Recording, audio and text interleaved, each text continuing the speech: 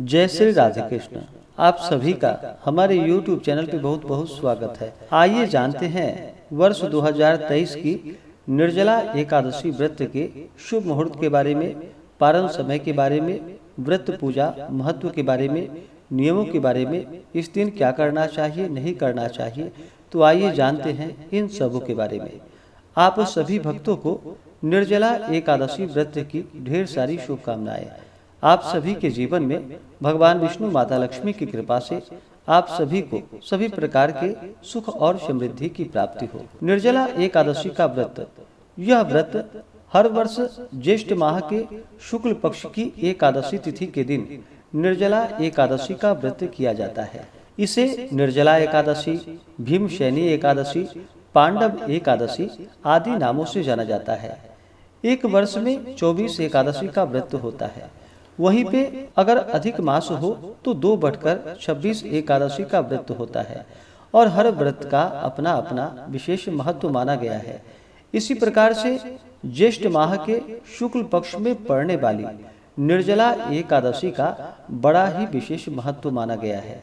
यह एकादशी का व्रत अन्य सभी एकादशियों व्रत से कई गुना पुण्य फलदायी माना गया है। निर्जला यानी कि इस व्रत में जल का भी त्याग करना पड़ता है।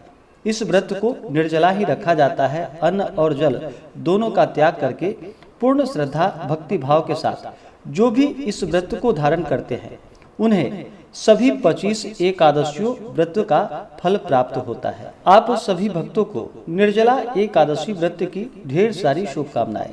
आप सभी के जीवन में लक्ष्मी नारायण की कृपा से आप सभी को सभी प्रकार के सुख और समृद्धि की प्राप्ति हो। लक्ष्मी नारायण आप सभी के इच्छाओं को पूर्ण करें। जो भी एकादशी का व्रत करते हैं उन्हें एकादशी व्रत के लिए जो कि 10वीं के दिन से ही व्रत में नियम का पालन करना चाहिए। 10वीं तिथि के दिन सूर्यास्त होने से पहले ही भोजन ग्रहण करना चाहिए।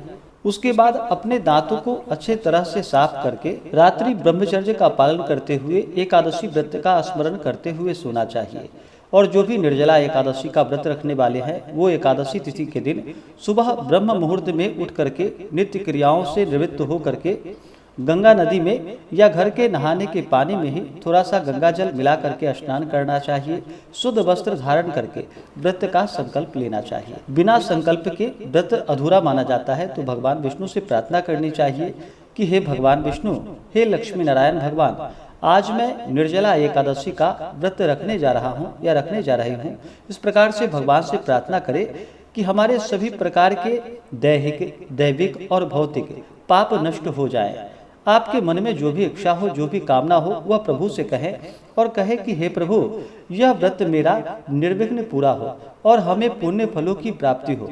इस प्रकार भगवान से प्रार्थना करें। और इस दिन एकादशी तिथि के दिन जो कि निर्जला एकादशी का व्रत है तो अन्न और जल दोनों का ही इस व्रत में त्याग करना पड़ता है। इसमें आप जल जो कि केवल पूजन के वक्त आचमन करते हैं उसी समय ही आप जल ग्रहण कर सकते हैं आचमन के रूप में। वो भी ज्यादा मात्रा में नहीं, जितना हथेली में रख करके आचमन किया जाता है उतना ही जल लेकर के केवल 3 बार आचमन कर सकते हैं। उसके बाद फिर जल ग्रहण नहीं किया जाता है और ना ही अन्न ग्रहण किया जाता है। हाँ, जो भी भक्त सक्षम ना हो पाए निर्जला रहने में तो आप फलाहार ग्रहण करके भी व्रत को धारण कर सकते हैं। गाय के दूध का सेवन कर सकते हैं, फलों का सेवन कर सकते हैं। जो निर्जला नहीं रह पाते हैं वो फलाहार करके भी व्रत को धारण करें, इसमें कोई दोष नहीं है। क्योंकि निर्जला रहना सभी से संभव नहीं हो पाता है। तो आप अपने सामर्थ्य के अनुसार ही व्रत को धारण करें। अगर हो पाए तो निर्जला व्रत को धारण करना चाहिए। अन्न और जल दोनों का ही त्याग करना चाहिए। एकादशी सूर्योदय से लेकर के द्वादशी सूर्योदय तक जो कि अन्न और जल दोनों का त्याग करना चाहिए। एकादशी तिथि के दिन सुबह और शाम के वक्त पूरे विधि विधान के साथ भगवान विष्णु का पंचोपचार या खोटसोपचार पूजन विधि के द्वारा पूजन करना चाहिए। रात्रि में जागरण करते हुए समय को व्यतीत करना चाहिए। एकादशी व्रत में जागरण करने का बड़ा ही विशेष महत्व माना गया है। तो जहाँ तक हो सके एकादशी व्रत में जागरण करनी चाहिए। एकादशी तिथि के दिन विशेष प्रकार से जहाँ तक बन सके इस दिन दान पुण्यों का कार्य करना चाहिए। निर्जला एकादशी के व्रत में जो कि जल से भरा हुआ घड़ा दान करने का विशेष महत्व माना गया है। मीठे शरबत बना करके उसका दान करना चाहिए। जो भी आपसे जहाँ तक बन सके अन्न, वस्त्र, गौ, स्वर्ण आदि जो भी बन सके अवश्य ही दान पुण्यों का कार्य करना चाहिए। इस व्रत में भगवान विष्णु को जो कि विशेष करके ककरी का भोग लगाना चाहिए, आम का भोग भगवान को लगाना चाहिए, दूध से बने हुए वस्तुओं का भगवान को भोग लगाना चाहिए। और जब भी भोग लगाते हैं तो भगवान को तुलसी दल अर्पित करके ही तभी जाकर के भोग लगाना चाहिए। बिना तुलसी के भगवान उस पूजन को और नैवेद्य को स्वीकार नहीं करते हैं। तो जब भी आप भगवान को भोग लगाएं तो तुलसी दल डाल करके भगवान को भोग लगाना चाहिए। इस प्रकार से एकादशी तिथि के दिन पूर्ण श्रद्धा भक्ति भाव के साथ भगवान विष्णु, माता लक्ष्मी का पूजन करें, रात्रि जागरण करते हुए समय को व्यतीत करें और अगले दिन जाकर के द्वादशी तिथि के दिन सूर्योदय होने के बाद पारण समय के अनुसार व्रत का पारण करना चाहिए। एकादशी व्रत का जो पारणा किया जाता है वह हरिवासर समाप्त होने के बाद किया जाता है। हरिवासर का समय जो होता है वह समय द्वादशी तिथि का पहला चौथाई हिस्सा, यह समय हरिवासर का होता है। तो हरिवासर समाप्त होने के बाद व्रत का पारण करना चाहिए। जो भी एकादशी का व्रत करते हैं उन्हें एकादशी व्रत के दौरान तामसिक वस्तुओं का प्रयोग बिल्कुल भी नहीं करना चाहिए। नशा आदि का प्रयोग करते हैं, तंबाकू आदि खाते हैं तो इसका भी प्रयोग बिल्कुल भी नहीं करना चाहिए। मांस, मदिरा, लहसुन, प्याज आदि का प्रयोग नहीं करना चाहिए। शुद्ध और सात्विकता का पालन करते हुए धर्म का आचरण करते हुए रहना चाहिए। व्रत के दौरान किसी के ऊपर क्रोध नहीं करनी चाहिए। अपने मन में किसी के प्रति ईर्ष्या या द्वेष का भाव नहीं लाना चाहिए। ब्रह्मचर्य का पालन करना चाहिए। अपने से बड़ों का सदा ही आदर और सम्मान करना चाहिए। महिलाओं का सदा ही सम्मान करना चाहिए। जहाँ पर भी महिलाओं का सम्मान होता है वहाँ पर माता स्थिर लक्ष्मी का निवास होता है। तो महिलाओं का बिल्कुल भी अपमान नहीं करना चाहिए। जहाँ तक हो भगवत चरण में अपना मन लगाना चाहिए। दुष्ट, पाखंडी, चोर आदि व्यक्ति से दूरी बना करके ही रखनी चाहिए। इस दिन ओम नमो भगवते वासुदेवाय आदि मंत्रों का जप करना चाहिए। श्री कृष्ण गोविंद हरे मुरारी आदि नाम जप करते हुए समय को जहाँ तक हो सके व्यतीत करना चाहिए। इससे भगवान विष्णु अपने भक्तों पर अति प्रसन्न होते हैं और अपना कृपा प्रदान करते हैं।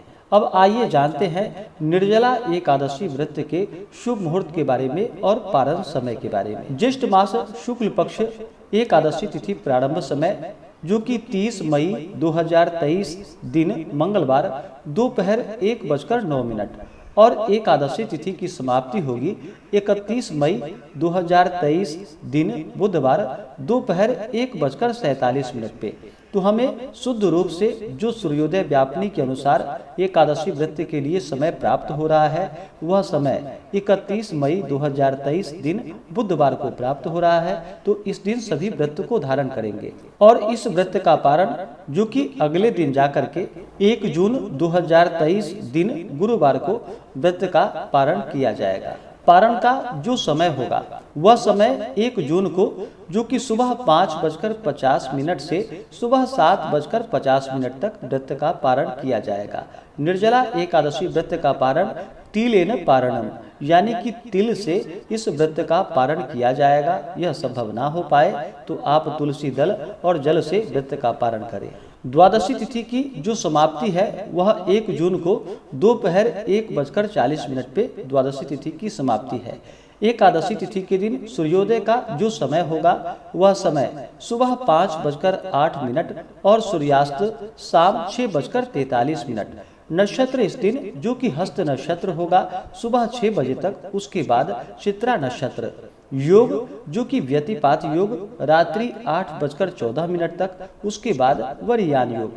एकादशी तिथि के दिन 31 मई को जो कि राहु काल का समय होगा वह समय सुबह 11:55 से दोपहर 1:38 तक राहु काल का समय होगा।